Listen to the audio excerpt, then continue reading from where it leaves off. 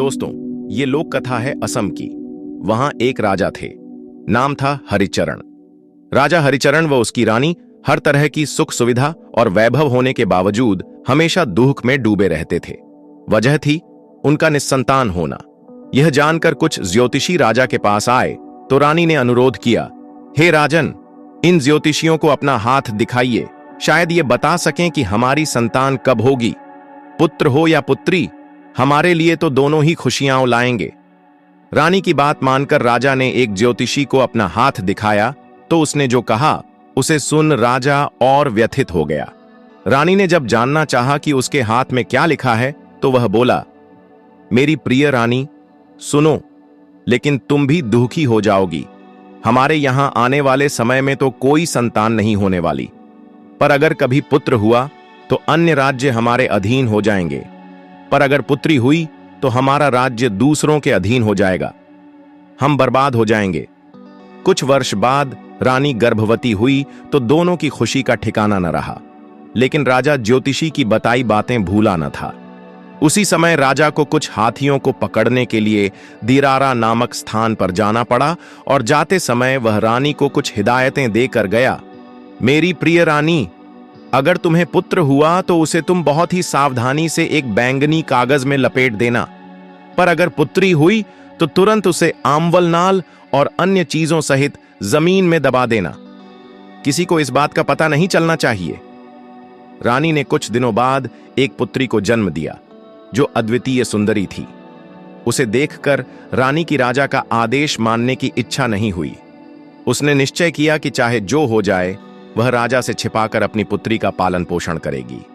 राजा जब लौटा तब तक 15 वर्ष बीत चुके थे। इस समय तक वह लड़की, जिसका नाम दिशरू था, एक खूबसूरत युवती बन चुकी थी। अगर रानी ने उसे सबसे छिपाकर न रखा होता तो अब तक दूर दूर तक उसकी सुंदरता के चर्चे होने लगते।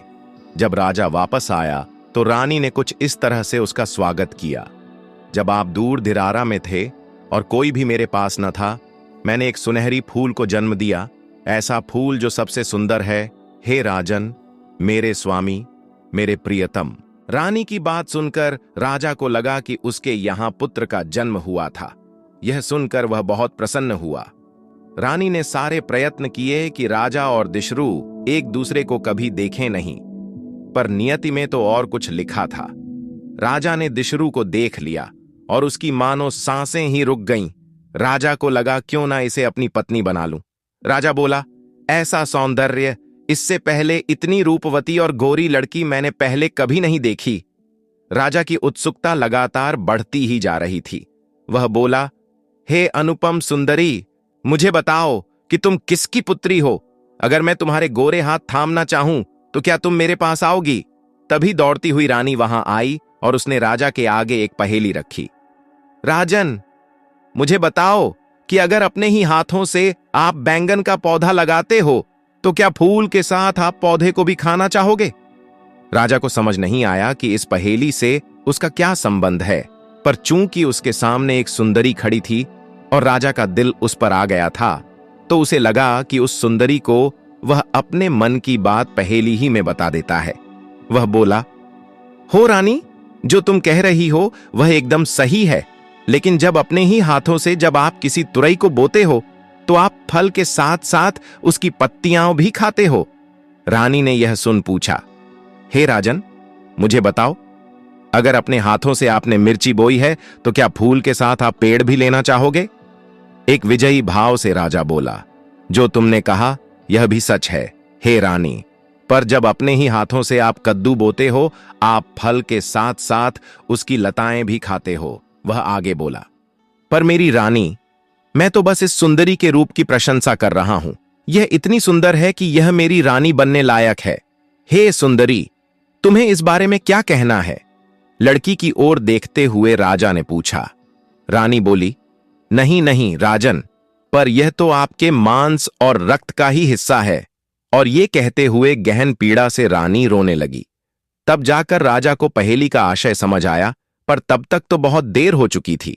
जिस सुंदरता का वह एकदम दीवाना हो गया था वह तो उसकी अपनी ही बेटी थी। सदमे में डूबा राजा बोला, मेरा अपना ही मांस व रक्त, ओह, यह कैसी दुविधा है। तब तो यह और मैं कभी एक नहीं हो सकते। फिर कैसे मेरी व्यथा शांत होगी? इसे मैं जब जब देखूंगा मेरा दर्द उभर आएगा। इस सुंदरी दिशरू को जाना होगा, ताकि न तो मेरी आंखें इसे देख सकें और न ही मेरे मन में इसके लिए भावनाएं जागृत हों। लेकिन दिशरू आखिर कहां जाए? शर्म व अपमान से उसने कामना की कि वह धूल में मिल जाए, और उसने ईश्वर से कामना की कि उसे वह मौत दे दें। लेकिन वह किस पर बैठ कर जाएगी? अगर उड़ना जानती तो उड़ती हुई राख के साथ उड़ जाती और वहां जाकर गिरती जहां धरती का अंत होता है, या अंतहीन प्रवाह की तरह लगातार बहती रहती, और वहां जाकर रुकती जहां पानी समुद्र में जाकर मिल जाता है। लेकिन ऐसा तो हो नहीं सकता था। इसीलिए अपनी सुंदरता को ही कोसते हुए शोकाकुल दिशरू रोने लगी और बोली, हे सुंदरता, जो मेरी बर्बादी का कारण है उसका मैं त्याग करती हूं। वो पिता जो मेरे हुए अपमान का कारण है, उन्हें मैं शाप देती हूं। अपने ही भाग्य से बर्बाद होने के लिए मैं आपको अपनी इस अवस्था का जिम्मेवार ठहराती हूं।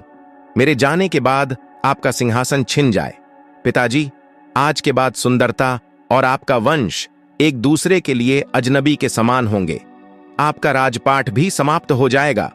ये बोलते हुए दिशरू अपनी यात्रा पर निकल जाती है और बोलती है, जिस प्रकार एक सुंदरता अपमानित हुई और स्वयं अपनी सुंदरता के लिए रोई है, ठीक इसी प्रकार सुंदरता के लिए सुंदरता का शाप फूटा है। और जब दिशरू अपनी यात्रा पर निकली तो उसके चांदी के आंसू वहां टपके। मेरी पुत्री, मत जाओ। पछतावे और दुख में डूबा राजा अपनी बाहें फैलाता हुआ रोने लगा। अब तक उसे अपनी गलती का एहसास हो गया था। राजा बोला, दिशरू, मेरी पुत्री, मत जाओ।